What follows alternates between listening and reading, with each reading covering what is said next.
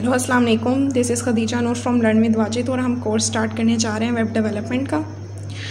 इस कोर्स के अंदर हम जो टॉपिक्स देखेंगे वो ये हैं। सबसे पहले कि इंसान को एक सॉफ्टवेयर बनाने की ज़रूरत क्या महसूस हुई। उसके बाद हम देखेंगे कि वेब डेवलपमेंट के अंदर कौन से फेजेस आते हैं और इन फेजेस की हम माइनर डिटेल्स देखेंगे। और उसके बाद हम देखेंगे कि हमें इस कोर्स के लिए कौन कौन से टूल्स रिक्वायर्ड हैं। So moving on to next, software. इंसान ने क्यों सॉफ्टवेयर बनाए?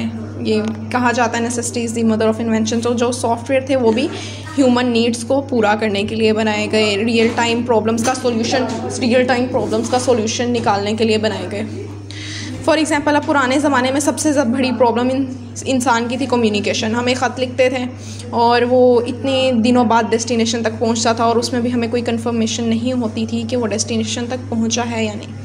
तो इसका सॉल्यूशन निकालने के लिए ह्यूमंस ने ईमेल डेवलप किया, जिसकी बेस्ट एग्जांपल जीमेल है।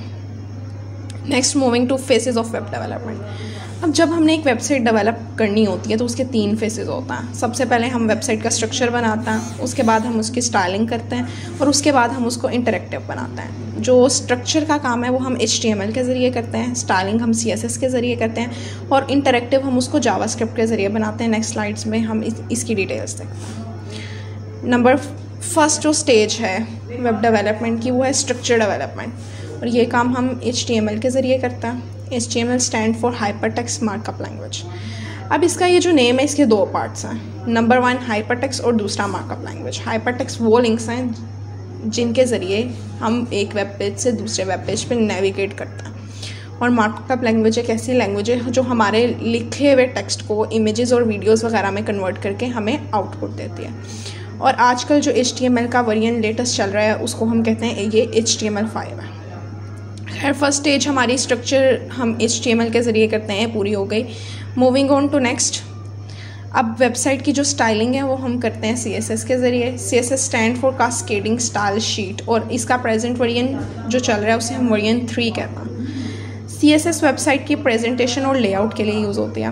प्रेजेंटेशन का क्या मतलब है? प्रेजेंटेशन का मतलब प्रेजेंटेशन के अंदर फोल्ड का साइज, स्टाइल्स, हेडिंग्स, पैराग्राफ्स की फॉर्मेटिंग, ये सब कुछ प्रेजेंटेशन के अंदर आता है। जबकि लेआउट के अंदर पोजीशनिंग आती है कि वेब के ऊपर कौन सा एलिमेंट कहाँ प्लेस होगा, ये सब कुछ हम लेआउट के अंदर देखते हैं। यानी CSS को हम वेबसाइट की प्रेजेंटेशन और लेआउट के लिए यूज़ करते हैं। Moving on to the next phase of web development which is interaction. तो वो हम करते हैं जावास्क्रिप्ट के ज़रिए। जावास्क्रिप्ट से पहले जितनी वेबसाइट्स थी वो स्टैटिक होती थी, लेकिन जावास्क्रिप्ट ने हमें अलाउ किया कि हम डायनामिक वेबसाइट्स बनाएं। जावास्क्रिप्ट के ज़रिए हम पेज पे इंटरेक्टिविटी लाते हैं, ठीक है। और ये इतनी इम्पोर्टेंट है कि बहुत से सब ब्राउज़र्स ने इसको इंटरप्रेट करने के लिए अलग इंजन्स बनाए। फॉर एग्जांपल गूगल का V8 इंजन है, इसी तरह मोज़िला फायरफॉक्स का स्पाइडर मंकी है। स्टार्टिंग में जावास्क्रिप्ट जब आई थी तो ये सिर्फ क्लाइंट साइड डेवलपमेंट के लिए थी, लेकिन अब ये सर्वर साइड डेवलपमेंट के लिए भी यूज़ होते हैं। अब सबसे इम्पोर्टेंट बात कि इस कोर्स के लिए हमें टूल्स कौन से रिक्वायर हैं, तो हमें सिर्फ 2 सिंपल टूल्स रिक्वायर हैं। नंबर 1 टेक्स्ट एडिटर और एक ब्राउज़र। टेक्स्ट एडिटर अगर आप विंडो यूज़ कर रहे हैं तो उसके अंदर नोटपैड अवेलेबल होता है। अगर आप मैक यूज़ कर रहे हैं तो उसके अंदर ऑलरेडी टेक्स्ट एडिट अवेलेबल होता है। और ब्राउज़र कोई भी आप यूज़ कर सकते हैं, गूगल क्रोम, इंटरनेट एक्सप्लोरर, और विंडोज़ के साथ इंटरनेट एक्सप्लोरर बाय डिफ़ॉल्ट होता है। इसी तरह मैक के साथ सफारी बाय डिफ़ॉल्ट होता है, तो आप उसको यूज़ कर सकते हैं।